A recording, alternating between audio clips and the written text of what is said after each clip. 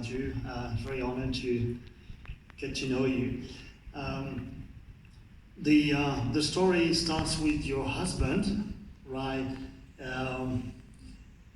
At the time he was working on shipyards.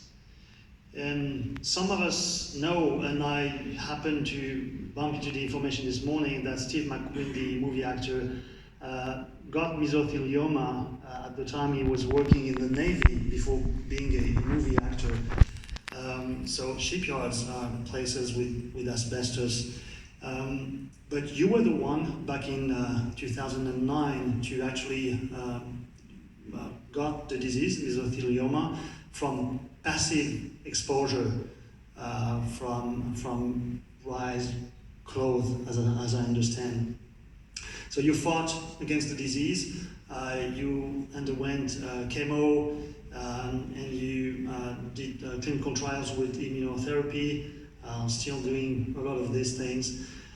You started your own charity. You also said to me yesterday that one of the silent killers that we're not talking about in Ukraine at the moment is the fact that some of those buildings demolished in Ukraine have released a lot of asbestos in the air as well. Mavis, you will have the floor for 10 minutes. It's very humbling to be standing next to you. We have a very nice picture behind me here. I wanted to let you know, but most of you know that Mavis was awarded the medal, the BEM, the British Empire Medal for services to people with mesothelioma, and also because of the foundation you created. So thank you very much for being with us, Mavis.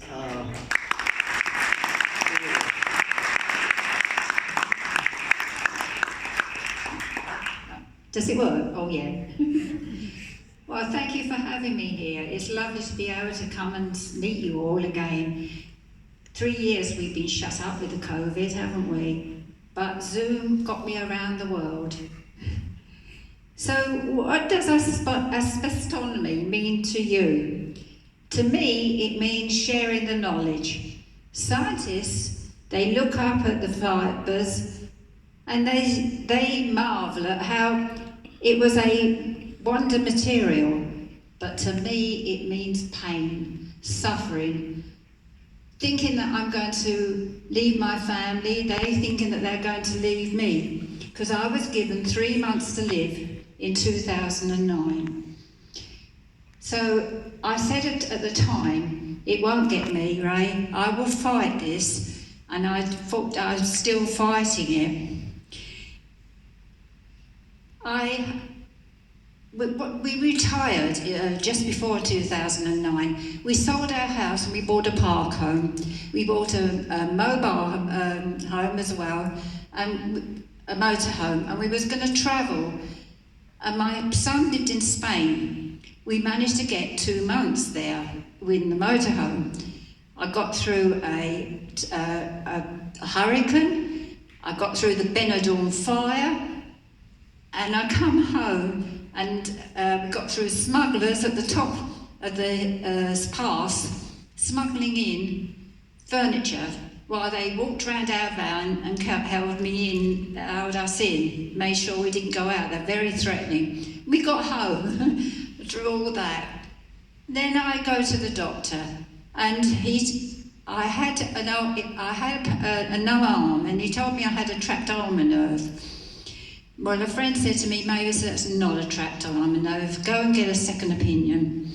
So I did, and I had an X-ray.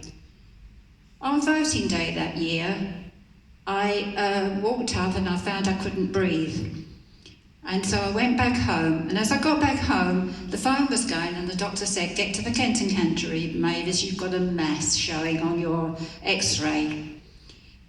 So, I don't know. I was given this 3 months to live when they drained off 7 litres of fluid.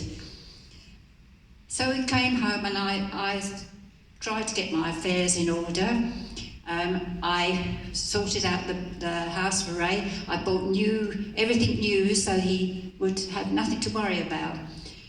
And I just carried on, and we went for treatment. I went for a chemo.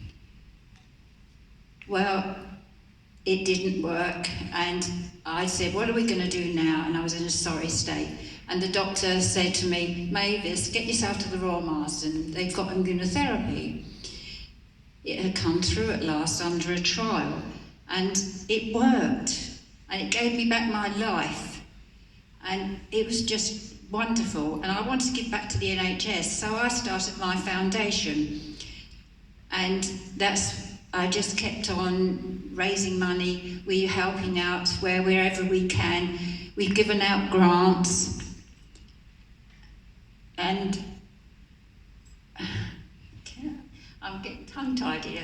And I give out grants to people for research. It's all about research. I can't change my story, but my story can change the world.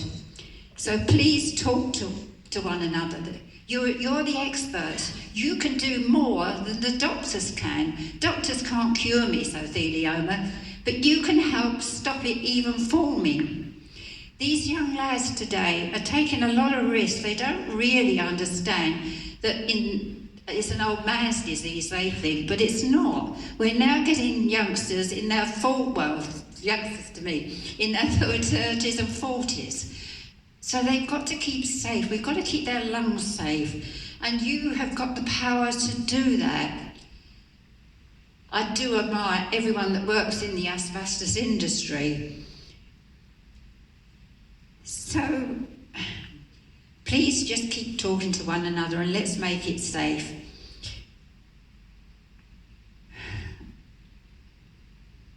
I'm getting emotional about it. Sorry, I don't usually get very emotional, but what's happened is that it's growing back, and it's growing back in every organ. It's very slow because the immunotherapy is keeping it very slow, but there it is growing back. So it's in every organ. So why can't they say and have x-rays and say to people that are working with asbestos to make sure that they are not getting any damage? If they could see thickening in me, why can't they see thickening in the youngsters that are working with asbestos and sort it out before it gets to anything? It's money, isn't it? It's all down to money. So, I don't know. So just listen to one another, please. I beg of you, let's make this world safe.